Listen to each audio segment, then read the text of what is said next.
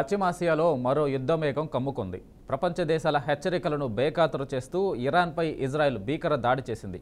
2 దఫాలుగా ఇరాన్లోని టెహ్రాన్ పరిసర ప్రాంతాలపై ఎయిర్ స్ట్రైక్ చేసింది. ఆపరేషన్ రైజింగ్ లయన్ పేరుతో న్యూక్లియర్ ప్లాంట్లు, సైనిక స్థావరాలే లక్ష్యంగా బాంబుల వర్షం కురిపించింది. ఈ దాడుల్లో Iran army chief Mohammad Bagheri, revolutionary guard commander in chief Hussain Salami సహా పలువురు టాప్ మిలిటరీ కమాండర్స్, 2 సైంటిస్టులు మృతి చెందారు.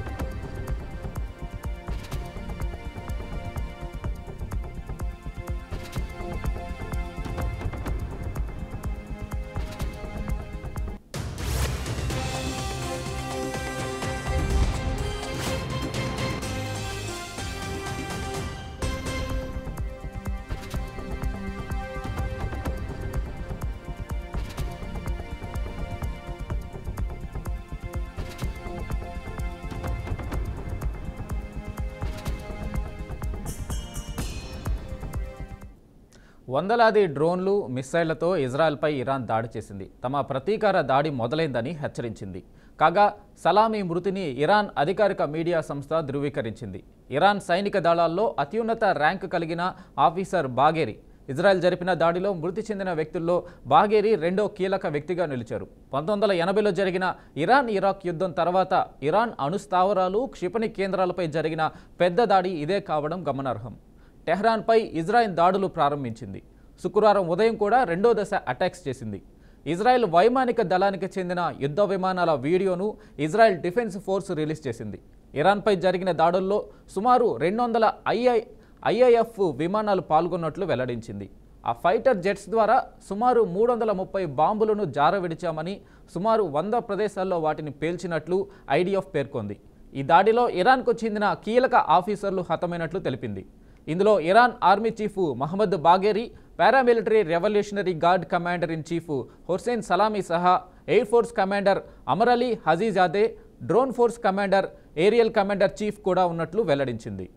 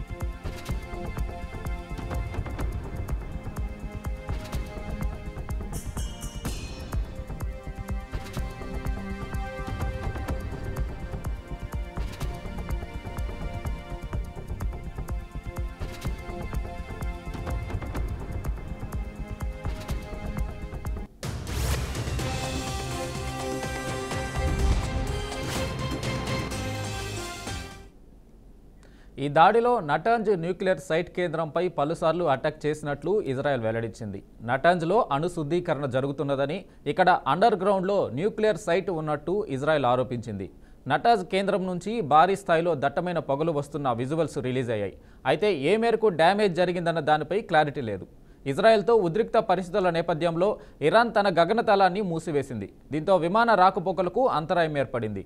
దేశంలో ఇంటర్నెట్ సేవలను ఇరాన్ నిలిపివేసింది. ఇరాన్లోని నటాంజ్ యురేనియం శుద్ధి కేంద్రంపై ఇజ్రాయెల్ దాడి చేసిందని అంతర్జాతీయ అణు ఇంధన సంస్థ ధృవీకరించింది. ఇరాన్లో పరిస్థితిని ఐఐఈఏ పరిశీలిస్తుంది. రేడియేషన్ స్థాయిలకు సంబంధించి ఏజెన్సీ ఇరాన్ అధికారులతో సంప్రదిస్తుంది. దేశంలోని మా ఇన్స్పెక్టర్లతో మాట్లాడుతున్నామని ఐఐఈఏ అధిపతి రాఫెల్ మారియోనో గ్రాసీ ఎక్స్లో పోస్టు చేశారు. నజాండ్ అణు కేంద్రంపై దాడి తర్వాత అక్కడ ఎలాంటి రేడియేషన్ లీక్ జరగలేదని వెల్లడించారు. రేడియేషన్ లెవెల్స్ పెరగలేదని స్పష్టం చేశారు. దాడుల సమయంలో బుషెహర్ న్యూక్లియర్ పవర్ ప్లాంట్ను ఇజ్రాయెల్ టార్గెట్ చేయలేదని తెలిపారు.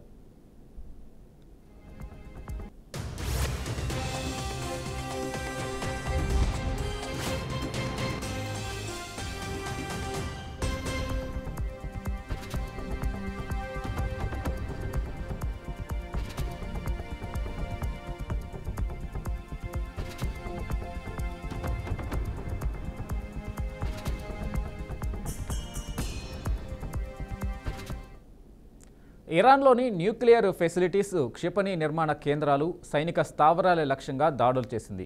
ఇరాన్ గగనతలంలో విమానాల రాకపోకలు పూర్తిగా ఆగిపోయాయి. ఫ్లైట్ రాడార్ 24 వెబ్సైట్ ప్రకారం ఇజ్రాయెల్ దాడుల టైంలో ఇరాన్ గగనతలం పూర్తిగా ఖాళీ అయింది. విమానాలన్నీ వేగంగా రూట్ మార్చుకొని ఇజ్రాయెల్ డ్రోన్లు, క్షిపణులను తప్పించుకోవడానికి ప్రత్యామ్నాయ మార్గాలను ఎంచుకున్నట్లు వీడియోలో కనిపించింది. ఇజ్రాయెల్ దాడుల కారణంగా ఇరాన్, ఇరాక్, సిరియా దేశాలు తమ గగనతలాలను మూసివేశాయి. దీనివల్ల పలు విమానాల రాకపోకలు ఆలస్యమయ్యాయి. మరికొన్నింటికి ఇంధన ఖర్చులు పెరిగాయి. ఎయిర్ స్ట్రైక్స్ జరిగిన కొన్ని గంటల్లోనే ఇజ్రాయెల్పై ఇరాన్ ప్రతీకార దాడులకు దిగింది. సుమారు 100 డ్రోన్లతో విరుచుకుపడింది. కొన్ని గంటల్లోనే ఇరాన్ 100కు పైగా డ్రోన్లను ప్రయోగించినట్లు ఇజ్రాయెల్ సైన్యం తెలిపింది. ఇజ్రాయెల్ చీఫ్ ఆర్మీ ప్రతినిధి బ్రిగేడియర్ జనరల్ ఏఫీ డెఫ్రిన్ మాట్లాడుతూ, గత కొన్ని గంటల్లో ఇజ్రాయెల్పై ఇరాన్ 100కు పైగా డ్రోన్స్ను ప్రయోగించింది. వాటిని మా దళాలు కూల్చివేశాయి. ఇరాన్ దాడులను ఎదుర్కొనేందుకు మా సైన్యం పనిచేస్తున్నది అని తెలిపారు. ఇరాన్పై ఇజ్రాయెల్ చేసిన దాడుల్లో 200 ఫైటర్ జెట్స్ ఆ దేశమంతటా దాదాపు 100 లక్ష్యాలను ఢీకొట్టాయని వెల్లడించారు. వందలాది మిసైల్స్తో ఇజ్రాయెల్పై ఇరాన్ విరుచుకుపడింది.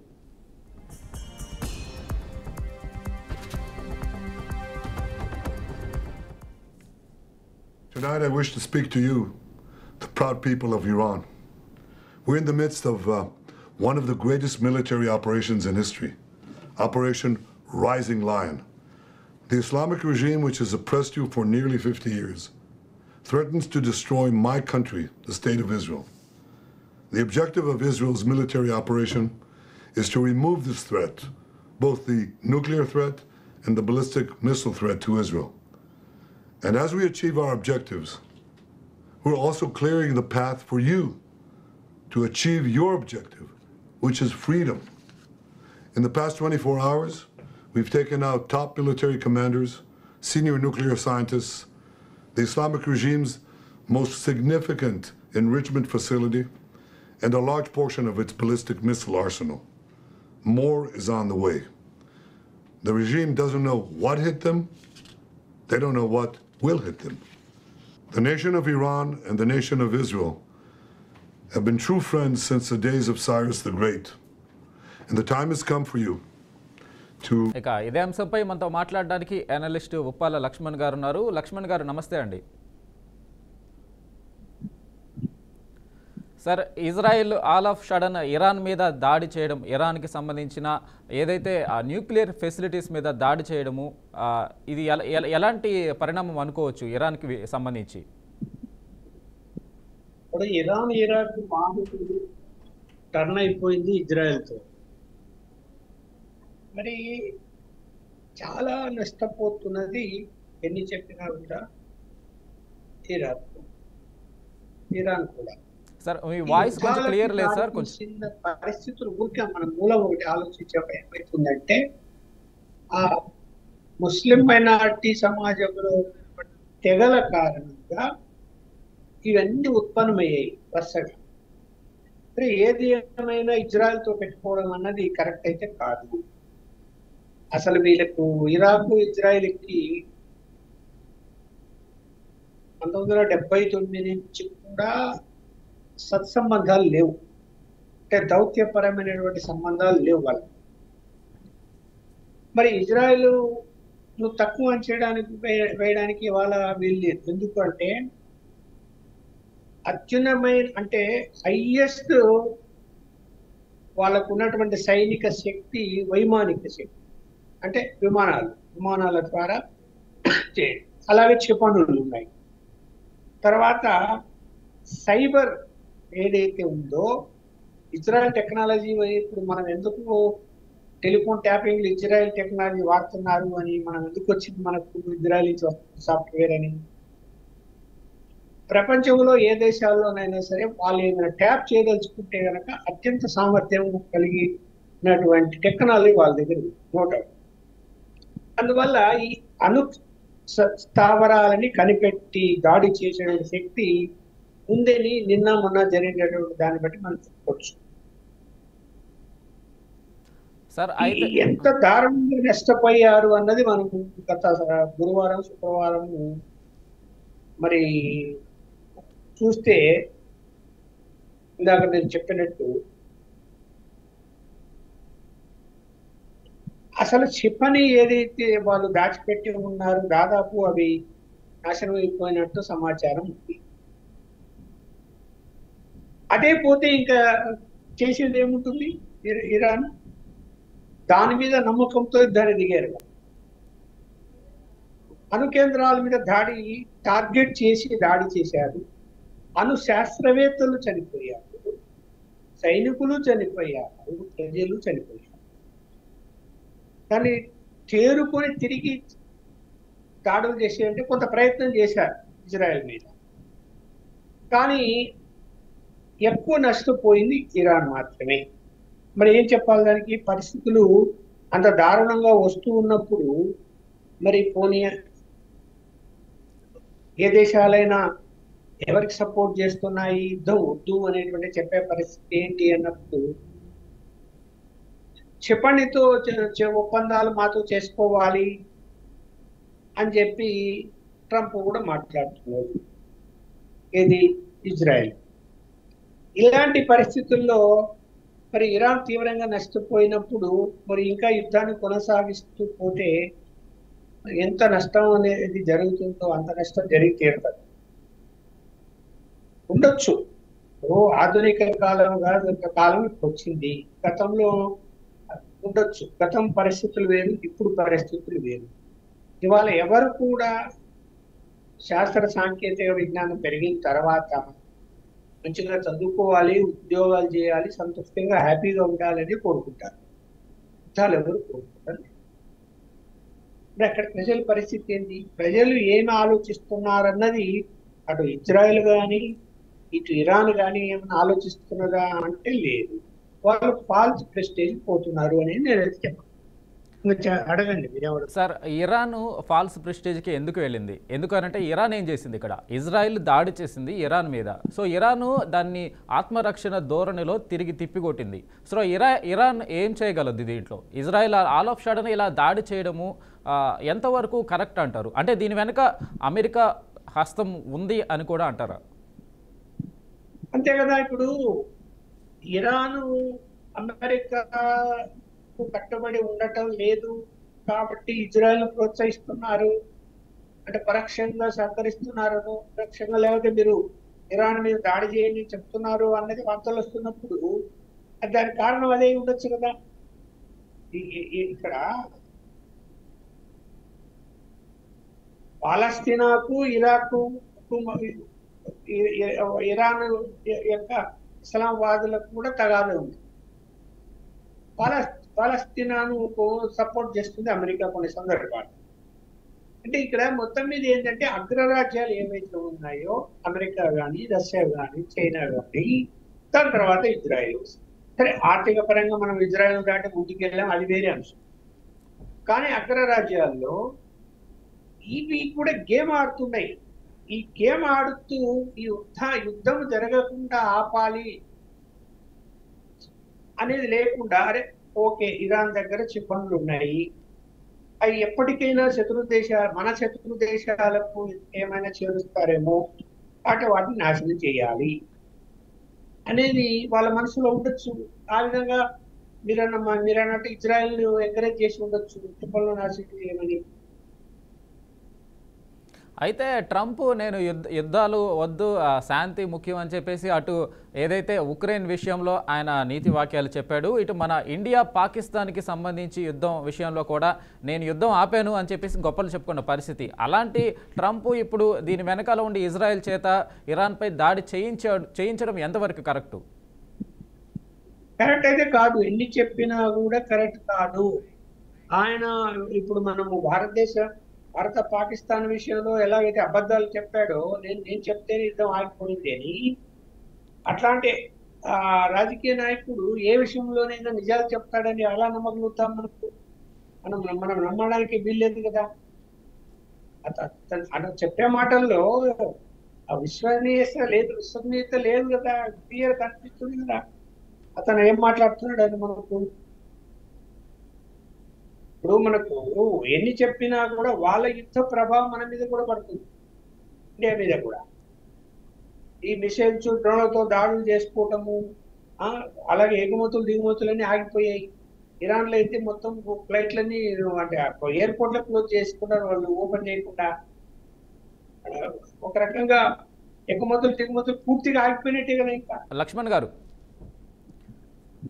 లక్ష్మణ్ గారు అయితే అమెరికాకి సంబంధించి ఇజ్రాయెల్ దాడికి ఏదైతే ఇరాన్ మీద ఇజ్రాయెల్ దాడి అమెరికా హస్తం లేకుండా జరిగే అవకాశం ఉందా? ముఖ్యంగా ట్రంప్ లాంటి వ్యక్తికి తెలియకుండా ఇజ్రాయెల్ ఇరాన్ మీద దాడి చేసే అవకాశం ఉంటుందా అసలు? ఇప్పుడు 100% మీరు అన్నట్టు ఇజ్రాయెల్ వెనుక అమెరికా ఉంది. ఎందుకు అంటే ఎప్పుడు కూడా అమెరికా ఇరాన్ ఇరాకు అంటే సరిహద్దు తగాదాలతో యుద్ధాలు జరుగుతున్నారు. ఇరాకును సమర్థించే అమెరికా ఇరాకును సమర్థించి ఇరాక్కు ఆర్థిక సాయం చేసి సైనికులను అవసరమైతే పంపారు. ఇవన్నీ జరిగాయి. ఒకప్పుడు ఇజ్రాయెల్ కూడా ఆ యొక్క సరిహద్దు తగాదాలు ఇరాన్ ఇరాకు మధ్య సరిహద్దు తగాదాలు యుద్ధాలు జరిగినప్పుడు 79 ప్రాంతంలో ఇదే ఇజ్రాయెల్ ఇరాన్నే సమర్థించాయి.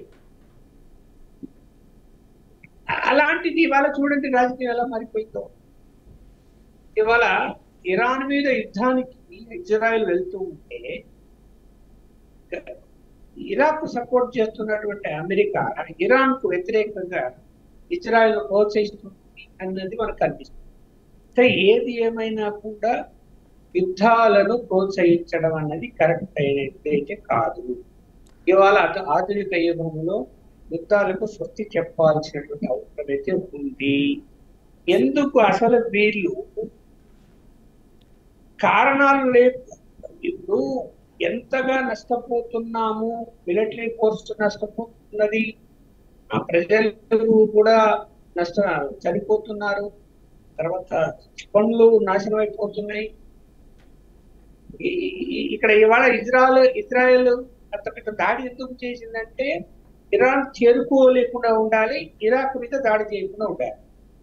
అంటే పరోక్షంగా ఇజ్రాయెల్ కానీ అమెరికా కానీ ఇరాక్ సమర్థిస్తున్నట్టే కదా.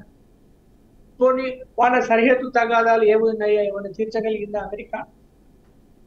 వివాదం వచ్చినప్పుడు ఒకవేళ అంతర్జాతీయ శాంతిని దృష్టిలో పెట్టుకొని ఏదైనా రాయబారం చేయాల్సిన అవసరం అయితే ఇరాక్ రాయబారం చేయాలి కదా. ఇజ్రాయెల్ అయినా చేయాలి, అమెరికా అయినా చేయాలి. కానీ దేశాలు నాశనం కోరుకుంటున్నారు అన్నది కరెక్ట్ అయింది కాదు. మనము కూడా భారతదేశం కూడా మన పాకిస్తాన్ విషయంలో ముందు జాగ్రత్తగా అన్ని ఆలోచించి యుద్ధాన్ని విరమింపచేసింది కూడా కరెక్టే నేనైతే చెప్పగలను. అంటే తాత్కాలికంగా విరమింపజేసాం, కానీ కత్తి పట్టుకొని ఉన్నాం. కత్తితో పట్టుకొని ఉన్నాం, మేము కత్తి దించలేదు అని చెప్తున్నాం. మనం తగ్గారు, వాళ్ళు తగ్గిన తర్వాత ఇవాళ పరిస్థితులు ఎలా ఉన్నాయి? మరి అలాంటి పరిస్థితులు తీసుకురావాలి. కానీ ఈ ఇజ్రాయెల్ టెక్నాలజీలో బాగుంది, క్షిపణులు తయారు చేయగలుగుతారు, ఆధునిక విమానాలు తయారు చేయగలుగుతారు, యుద్ధ విమానాలు తయారు చేయగలుగుతారు, వాళ్ళ దగ్గర ఆధునిక యుద్ధ పరికరాలన్నీ దొరుకుతాయి అనేటువంటి ఉద్దేశంతో అమెరికా సపోర్ట్ చేస్తూ వాళ్ళ దగ్గర నుంచి టెక్నాలజీ పొందుతూ వాళ్ళ దగ్గర నుంచి ఈ ఆయుధాలు పొందుతూ ఈ రాజకీయం చేస్తున్నదని నేను చెప్పగలను. సార్, నిజంగా ఇరాన్ దగ్గర అణు రియాక్టర్లకు సంబంధించి ఉన్నాయి అనుకోవచ్చా? అంటే వాళ్ళు అణుబాంబుల తయారీకి సంబంధించి నిజంగా అక్కడ ఇరాన్లో ఉన్నాయి అనుకోవచ్చా అసలు? ఉన్నాయి, దాంట్లో సందేహించాల్సిన ఏం లేదు. ఇక్కడ ఎప్పుడైతే కొన్ని సందర్భాలు ఇప్పుడు ఇరాక్ కొంతకాలం సమర్థించారు, మళ్ళీ ఇరాన్ సమర్థించేది వదిలేసి ఇరాక్ను సమర్థించారు, అంతకుముందు ఇరాన్ సమర్థించారు. అంటే సమర్థిస్తున్నప్పుడు ఏమైపోతుంది? ఇరాక్ యుద్ధం ఉన్నప్పుడు వాళ్ళు ఏదైతే యుద్ధ సామాగ్రి ఏదైతే ఉందో అన్ని కూడా సమకూర్చుకుంటారు. ఎవరి ద్వారా? ఇజ్రాయెల్. రెండు దేశాలకు వీళ్ళు సప్లై చేశారని ఆరోపణ ఇజ్రాయెల్. క్షిపణులు కానీ, ట్యాంకర్స్ కానీ, యుద్ధ విమానాలు కానీ, ఆధునికటువంటి వాటన్నింటితో కూడా సమకూర్చుకున్నారని కదా. మరి ఎందుకు ప్రోత్సహించారు వాళ్ళు ఆ రెండు దేశాలు కొట్టుకొని రావమని? తప్పు కదా అది. Right. Thank you sir. Laxman గారు, థ్యాంక్ యూ అండి మీ విశ్లేషణ అందించినందుకు. అయితే ప్రపంచంలో మరో యుద్ధమేఘం అయితే కమ్ముకుంది. ఇజ్రాయెల్ ఇరాన్ పైన దాడి తర్వాత ప్రపంచం ఎలా స్పందిస్తుంది దీని మీద, దీని తర్వాత పరిస్థితులు ఎలా ఉంటాయి అనేది కూడా ఆసక్తికరంగా మారింది. సో ఇది ఇవాల్టి special in depth. Keep watching BRK news.